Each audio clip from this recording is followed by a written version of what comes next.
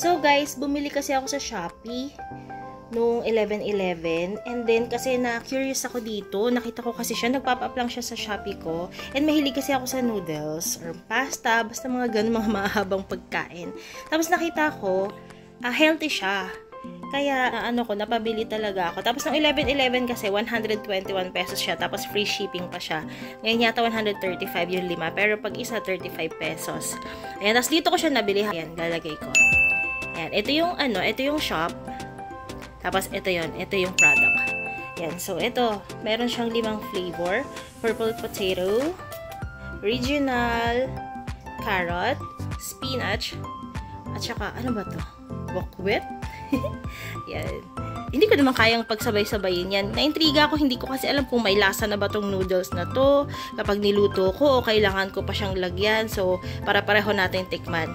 And dahil nga titikman ko siya, first time, syempre, ang pipiliin natin ay yung pinaka-basic. Kasi kung alam natin yung lasa ng pinaka-basic, magkaka-idea na tayo kung ano yung lasa ng iba pa na may flavor, diba? So, lutuin na natin. Yan, so ito, i-open ko. Ay, pag-open. Wait. Siyempre, ang hirap mag-video na isang kamay lang, diba? So, as in, wala siyang laman. So, hindi ko talaga alam kung may lasa to. Tapos, non-fried siya. So, ilalaga lang natin. Iluto lang talaga natin siya na parang Lucky Me Pancit Canton. Or any Pancit Canton na nabibili dito sa atin. Yan. So, pakulo naman na siya. Kaya, ilalagay ko na yung noodles. Yung amoy niya, unlike dun sa unlike dun sa mga instant noodles na nabibili ko, nabibili natin. Para siyang amoy malunggay. Ay, pag nilaga mo yung malunggay. Parang ganun. Ayan. So, feeling ko okay na to. Mga 3 to 5 minutes. Depende sa inyo. Ako kasi ayoko naman ng sobrang tigas. Ayoko rin naman ng sobrang lambot. Saktuhan lang. I-drain ko na siya para matikman ko. Ayan. So, tikiman time muna. Titikman ko kung may lasa ba siya. Or kailangan mo talaga siyang lagyan ng seasonings.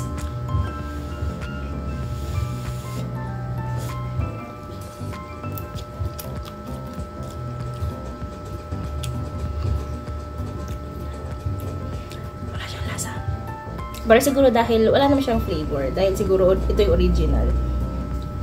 Wala siyang lasa. Pero siya. Yung amoy niya, sabi ko nga sa inyo, para siyang malunggay. Ayun.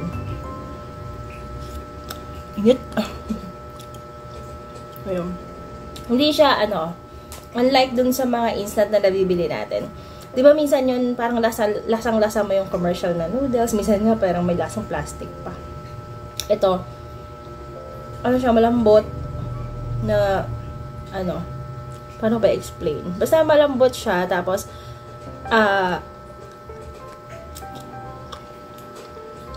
parang, pinong-pino, parang walang halong plastic, parang ganun siya.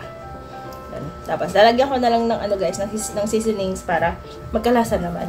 Sigutom na din ako. A few moments later. Yan guys, so bumili kasi ako ng alam niyo yung jumbo siomai dito sa kanto namin. And syempre meron namang halo yung mga seasoning, so yun na nilalagay ko. Para hindi na tayo masyadong magastos. Ilagay ko yung toyo. Hindi naman yata concentrated yung toyo doon. Ayaw na masyadong... Nilagay ko na nga lahat. Yan, hindi naman concentrated yung toyo. Ayan guys, so next ko nang nilagay dyan is yung chili sauce and then yung fried garlic. Ayan, kung makikita nyo. Tapos yun, pinatakan ko na rin siya ng kalamansi nakasama dun sa ating jumbo siomai. Tapos, eto na siya. Tanan!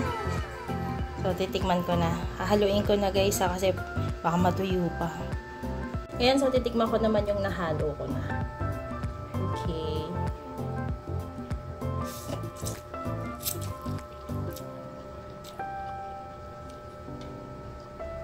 Mas okay siya.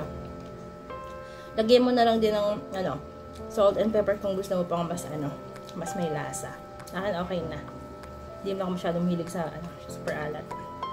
Ayun. And sa mga mahilig mag-instant noodles or sa mga ramen, ganyan. So, yun, try nyo din to. Veggie noodles. Yan, nilagay ko naman na yung, ano, diba? Yung picture kanina. Tapos, ano siya, rich in protein, fiber, vitamins. Yan. Kaya, hindi kagaya dun sa mga commercial na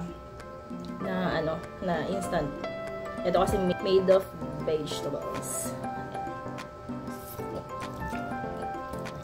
Yep. Approve. Hindi naman nasayang yung pera ko. So, if you like this video, please like and subscribe to my channel and click the notification bell para lagi updated sa aking mga bagong videos. Okay, nito. Okay. Okay siya. Kaya na muna ako. Gutom na ako eh. Lunch ko na to. Bye!